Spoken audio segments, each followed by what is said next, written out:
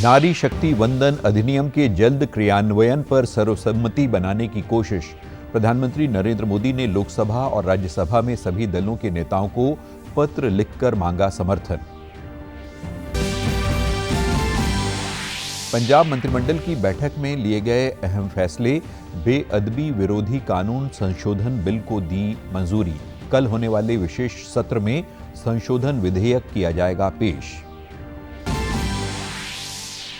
और हरियाणा के मुख्यमंत्री नायब सैनी ने चरखी दादरी में 541 करोड़ रुपए की परियोजनाओं का किया उद्घाटन और शिलान्यास। कई विकास परियोजनाओं का भी किया ऐलान। नमस्कार, चंडीगढ़ से आपका स्वागत है। मैं हूं आशुतोष। अब समाचार विस्तार से। प्रधानमंत्री नरेंद्र मोदी ने लोकसभा और राज्यसभा में सभी दलों के नेताओं को पत्र लिखकर नारी शक्ति वंदन अधिनियम पर चर्चा और इसके जल्द क्रियान्वयन की अपील की है। उन्होंने अपने पत्र में लिखा कि 16 अप्रैल से संसद में इस ऐतिहासिक विषय पर विशेष चर्चा होगी, जो लोकतंत्र को और मजबूत बनाने का अवसर है। प्रधानमंत्री नरेंद्र मोदी ने पत्र में महिलाओं की बढ़ती भागीदारी की सराहना करते हुए लिखा कि देश के विकास के लिए महिलाओं की नेतृत्वपूर्ण भूमिका बेहद जरूरी है। उन्होंने लिखा कि इस कानून के तहत संसद और विधानसभाओं में महिलाओं के लिए आरक्षण लागू करना आज के समय की मांग है। सरकार का लक्ष्य है कि 2029 के लोकसभा और विधानसभा चुनावों में महिलाओं को आरक्षण का लाभ मिले। इसलिए प्रधानमंत्री ने सभी दलों से एकजुट होकर इस ऐतिहासिक कदम को सफल बनाने के लिए समर्थन की अपील की है। उन्होंने इसे देश की 140 करोड़ जनता और महिलाओं के सशक्तिकरण की दिशा में एक महत्वपूर्ण उपलब्धि बताया है। इस विधेयक पर चर्चा के लिए 16 अप्रैल से शुरू हो रहे संसद के विशेष सत्र में मौजूद रहने के लिए भाजपा ने अपने सभी सांसदों को व्हिप जारी किया है। इस 3 लाइन के व्हिप में सांसदों को 16, 17 और 18 अप्रैल को सदन में मौजूद रहने के लिए कहा गया है कि सख्ती से इस व्हिप का पालन करें। पार्टी ने कहा कि इस दौरान कोई छुट्टी नहीं मिलेगी। मुख्यमंत्री भगवंत मान की अध्यक्षता में कल चंडीगढ़ में पंजाब मंत्रिमंडल की एक अहम बैठक बुलाई गई। इसमें राज्य के विकास और कानून व्यवस्था से जुड़े कई बड़े फैसले लिए गए हैं। बैठक के बाद वित्त मंत्री हरपाल सिंह चीमा ने बताया कि कल होने वाले विधानसभा के विशेष सत्र में श्री गुरु ग्रंथ साहिब सत्कार विधेयक 2026 पेश किया जाएगा। इस नए कानून के तहत बेअदबी के दोषियों के लिए सजा को और सख्त कर दिया गया है। अब इसमें न्यूनतम 10 साल की सजा और अधिकतम आजीवन कारावास का प्रावधान किया गया है। इसके अलावा दोषियों पर 5 लाख रुपए से लेकर 25 लाख रुपए तक का जुर्माना भी लगाया जा सकता है। जगत जोत श्री गुरु ग्रंथ साहब सत्कार 2026 ਉਹ ਬਣਾਉਣ ਦਾ ਫੈਸਲਾ ਕੀਤਾ, ਜਿਹਦੇ ਵਿੱਚ ਘੱਟੋ ਘੱਟ ਯਾਨੀ 10 ਸਾਲ ਤੋਂ ਘੱਟ ਸਜ਼ਾ ਨਹੀਂ ਹੋ ਸਕਦੀ ਔਰ ਵੱਧ ਤੋਂ ਵੱਧ ਜਿਹੜੀ ਆ ਲਾਈਫ ਇੰਪ੍ਰਿਜ਼ਨਮੈਂਟ 10 ਸਾਲ ਤੋਂ ਲੈ ਕੇ ਲਾਈਫ ਇੰਪ੍ਰਿਜ਼ਨਮੈਂਟ ਜਿਹੜਾ ਉਹ ਕਰਨ ਦਾ ਫੈਸਲਾ ਕੀਤਾਗਾ ਔਰ ਇਹਦੇ ਨਾਲ ਹੀ 5 ਲੱਖ ਰੁਪਇਆ ਘੱਟੋ ਘੱਟ ਜੁਰਮਾਨਾ ਔਰ ਮੈਕਸਿਮਮ ਜਿਹੜਾ 25 ਲੱਖ रुपया जुर्माना वो कीतागा।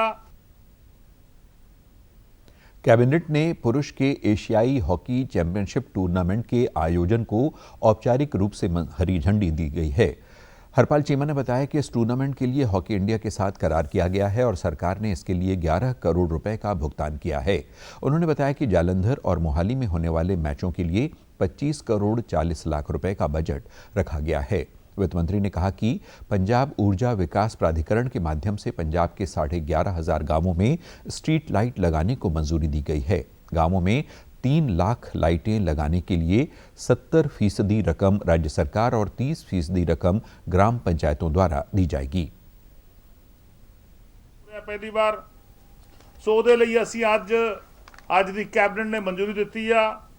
ਸੋ ਇਹਦਾ ਅਸੀਂ एक एग्रीमेंट ਹੁੰਦਾਗਾ ਹਾਕੀ ਇੰਡੀਆ ਦੇ ਨਾਲ। ਉਹ ਐਗਰੀਮੈਂਟ ਸਪੋਰਟਸ ਡਿਪਾਰਟਮੈਂਟ ਨੇ ਕੀਤਾਗਾ। 11 ਕਰੋੜ ਰੁਪਏ ਦਾ ਭੁਗਤਾਨ ਅਸੀਂ ਆਲਰੇਡੀ ਜਿਹੜਾ ਉਹ ਹਾਕੀ ਇੰਡੀਆ ਨੂੰ ਕੀਤਾਗਾ ਤਾਂ ਕਿ ਕਿਸੇ ਵੀ ਕਿਸਮ ਦੀ ਮੁਸ਼ਕਲ ਨਾ ਆਵੇ।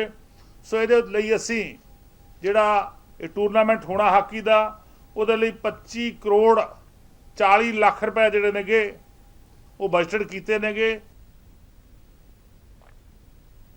मथुरा नाव हादसे में जान गंवाने वाले पंजाब के 3 व्यक्तियों का कल लुधियाना में अंतिम संस्कार किया गया। इस दौरान विभिन्न धार्मिक, सामाजिक और राजनीतिक संगठनों के लोग अंतिम यात्रा में शामिल हुए। श्रद्धालुओं के शव कल लुधियाना पहुंचे थे।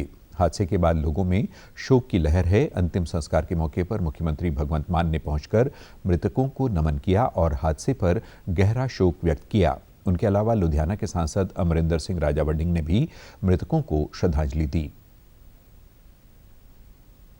मुख्यमंत्री आदित्यनाथ जोगी जी ਨਾਲ ਵੀ ਮੇਰੀ ਗੱਲ ਹੋਈ ਹੈ ਤੇ ਯੂਪੀ ਦਾ ਪ੍ਰਸ਼ਾਸਨ ਵੀ ਹਸਪਤਾਲ ਦੇ ਵਿੱਚ ਤੇ ਜਿਹੜੇ ਉਹਨਾਂ ਦੇ ਉੱਥੇ ਰਿਸ਼ਤੇਦਾਰ ਨੇ ਜਾਂ ਜਿਹੜੇ ਬਚ ਕੇ ਉਹਨਾਂ ਦੀ ਟੇਕ ਕੇਅਰ ਕਰ ਰਹੇ ਹਨ ਤੇ ਪ੍ਰਮਾਤਮਾ ਅੱਗੇ ਹੀ ਅਰਦਾਸ ਹੈ ਕਿ ਵਿਛੜੀਆਂ ਹੋਈਆਂ ਆਤਮਾਵਾਂ ਨੂੰ ਆਪਣੇ ਚਰਨਾਂ 'ਚ ਨਿਵਾਸ ਦੇਵੇ। ਹਰ ਸਾਲ ਜਾਂਦੇ ਸੀਗੇ ਤੇ ਭਜਨ ਗਾਉਂਦੇ ਜਾ ਰਹੇ ਸੀ ਪਰ ਪ੍ਰਮਾਤਮਾ ਨੂੰ ਕੁਝ ਹੋਰ ਮਨਜ਼ੂਰ ਸੀ। ਸੋ ਇਸ ਦੁੱਖ ਦੀ ਘੜੀ ਦੇ ਵਿੱਚ ਅਸੀਂ ਪਰਿਵਾਰਾਂ ਦੇ ਨਾਲ ਤੇ ਇਹੀ ਅਰਦਾਸ ਕਰਾਂਗੇ ਕਿ ਪ੍ਰਮਾਤਮਾ ਉਹਨਾਂ ਦੇ ਸਾਰੇ ਪਰਿਵਾਰਾਂ ਨੂੰ, ਰਿਸ਼ਤੇਦਾਰਾਂ ਨੂੰ ਹੌਸਲਾ ਦੇਵੇ। नाव हादसे के बाद लुधियाना की एडीसी पूनम सिंह ने मृतकों के परिवारों से मुलाकात कर संवेदना व्यक्त की। उनके अनुसार हादसे के शिकार हुए इस दल में कुल 30 लोग शामिल थे, जिनमें से अब तक 10 लोगों की मौत होने की सूचना है। मृतकों में 8 व्यक्ति लुधियाना और जगरांव से संबंधित थे, जबकि 2 व्यक्ति अबोहर और जलालाबाद के निवासी बताए जा रहे हैं। एडीसी ने बताया कि अधिकारियों की एक टीम मौके पर भेजी गई है। उन्होंने कहा कि पीड़ित परिवारों को हर संभव सहायता और मुआवजा जल्द मुहैया करवाया जाएगा। रिपोर्टेड हुई है तो उसमें से एक बंदा अबोहर और एक और जलालाबाद साइड से थे और कुछ लोग हमारे लुधियाना के साइड के थे। अभी 9 बंदे जो हैं, अभी एनडीआरएफ की टीम और सारा जो वहाँ का प्रशासन है वो भी लगा हुआ है। तो हमारी भी यहाँ से एक टीम जो है वहाँ पे गई हुई है, सिविल और पुलिस की जॉइंट टीम वहाँ पे गई हुई है। तो जल्दी जब कोई रिपोर्ट आती है मैं तभी आपको कुछ कंफर्मली बता पाऊंगी। हरियाणा के मुख्यमंत्री नायब सिंह सैनी ने कल चरखी दादरी में आयोजित विकसित दादरी रैली में बतौर मुख्य अतिथि शिरकत की। इस दौरान उन्होंने दादरी विधानसभा क्षेत्र को लगभग 541 करोड़ रुपए की 43 विकास परियोजनाओं की सौगात दी। इनमें 266 करोड़ से अधिक की 26 परियोजनाओं का शिलान्यास और 224 करोड़ की परियोजनाओं के उद्घाटन शामिल हैं। इस मौके पर मुख्यमंत्री ने कहा कि पिछले 11 वर्षों में दादरी विधानसभा क्षेत्र के लिए कुल 271 घोषणाएं की गई हैं। डबल इंजन सरकार ने अब तक दादरी विधानसभा क्षेत्र में 1364 करोड़ 60 लाख रुपए की लागत के विकास कार्य करवाए हैं। 201 घोषणाएं पूरी हो चुकी हैं तथा 58 पर काम जारी है। उन्होंने कहा कि चरखी दादरी, हांसी, झज्जर व मांडी खेड़ा के जिला अस्पतालों में अतिरिक्त 100 बिस्तरी भवनों का निर्माण किया जाएगा। 12 जिलों में 21 नए खेल स्टेडियमों के निर्माण करने की भी योजना है। चरखी दादरी, फतेहाबाद, पंचकुला में जिला जेल तथा रोहतक में हाई सिक्योरिटी जेल बनाई जाएगी। मुख्यमंत्री ने पूर्व मंत्री सतपाल सांगवान के नाम पर पार्क और खेल स्टेडियम बनाने की भी घोषणा की। कार्य किए साथियों, आज मैंने दादरी क्षेत्र के विकास के लिए 540 करोड़ 98 लाख रुपए की लागत की 43 परियोजनाओं की उद्घाटन और शिलान्यास आज यहां किए हैं।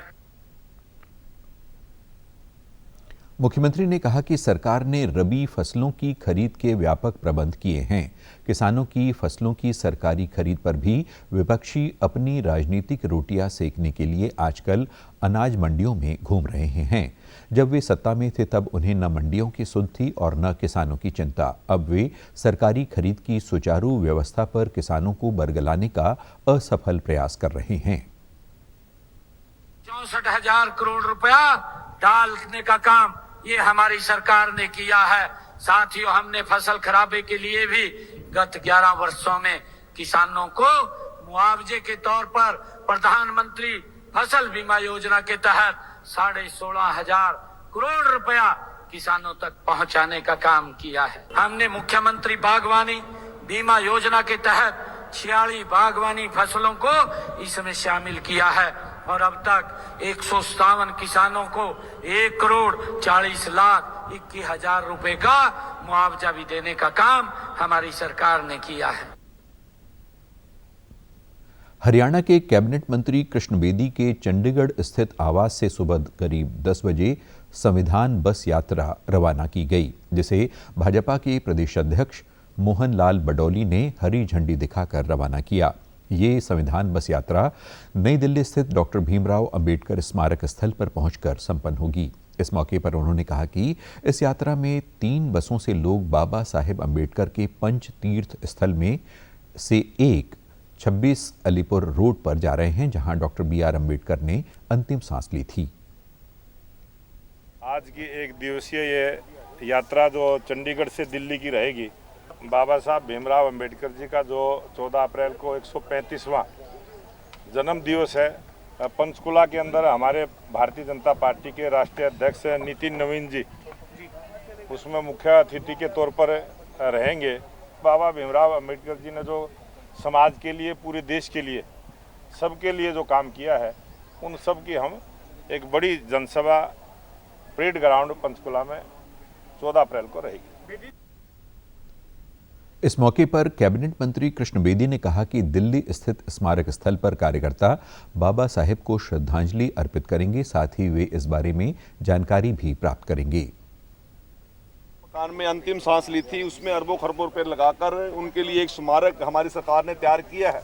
हम वहां पर जाकर डॉक्टर भीमराव अंबेडकर जी को अपने श्रद्धा सुमन अर्पित करना चाहते हैं और वहां की विस्तार पूर्वक जानकारी लेना चाहते हैं। तो उन्होंने कहा कि हम 12 अप्रैल को वहां जाएंगे, आप झंडी दिखा के रवाना करने का काम करें। आज उस प्रकार का कार्यक्रम यहाँ था। आज सैकड़ों युवा और महिलाओं ने आज उस तीर्थ स्थान की यात्रा की यहाँ से शुरुआत की है। पंजाब भाजपा के अध्यक्ष सुनील जाखड़ ने कल जालंधर में पार्टी नेताओं के साथ एक प्रेस वार्ता की। इस दौरान उन्होंने पंजाब सरकार की कार्यप्रणाली और राज्य की कानून व्यवस्था पर कड़े सवाल उठाए हैं। उन्होंने पंजाब सरकार के मंत्रियों की लोगों के साथ धक्केशाही के मुद्दे पर मुख्यमंत्री भगवंत मान को घेरा। उन्होंने कहा कि सरकार को अखबारों के विज्ञापनों में उन मंत्रियों की तस्वीरें भी लगानी चाहिए जो लोगों के साथ धक्केशाही कर रहे हैं। जाखड़ ने तर्ज कसते हुए कहा कि पिछले दिनों कैबिनेट मंत्री हरदीप सिंह मुंडिया के मुद्दे ने अमन कानून का एक नया एंगल प्रस्तुत किया है। उन्होंने इस मुद्दे को लेकर सरकार की कार्यप्रणाली पर सवाल खड़े किए। एडवर्टाइजमेंट है पंजाब के सारे पेपर्स के अंदर पंजाब सरकार ने साडे मुख्यमंत्री साहब दी है, रहा नहीं गया मेरे शेरां तो भी तुसी गैंगस्टर के नाल अपनी फोटो ला रहे हो।